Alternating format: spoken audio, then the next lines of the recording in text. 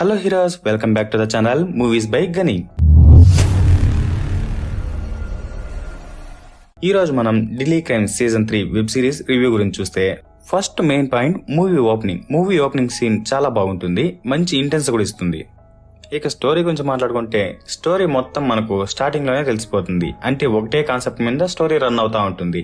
మధ్య మధ్యలో కొన్ని ట్విస్టులు ఎక్స్పెక్ట్ చేసినట్టువే వస్తాయి, అక్కడక్కడ 1-2 ట్విస్టులు మాత్రం మనం ఎక్స్పెక్ట్ చేయలేం.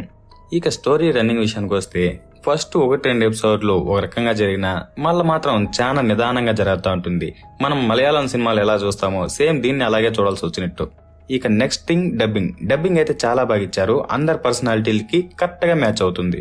ఫైట్స్, ఎమోషన్స్ వీటి గురించి మాట్లాడుకుంటే, ఫైట్స్ మనమేం పెద్దగా ఎక్స్పెక్ట్ చేయలేం దీంట్లో. కాకపోతే ఎమోషన్ సీన్స్ మాత్రం బాగుంటాయి. అలాగే బ్యాక్గ్రౌండ్ మ్యూజిక్ కూడా బాగా ఇచ్చారు.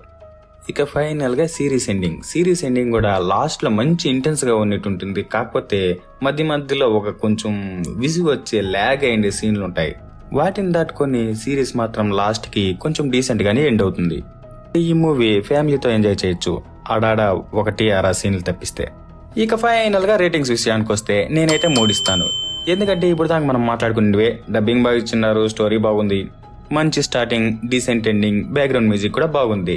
ఇంకా మిగిలిన 2 స్టార్లు కట్ చేయడానికి కారణం, మనకు మెయిన్ కావాల్సింది స్టోరీ అండ్ ఎమోషన్. స్టోరీ విషయానికి వస్తే చాలా ల్యాగ్ చేసినారు.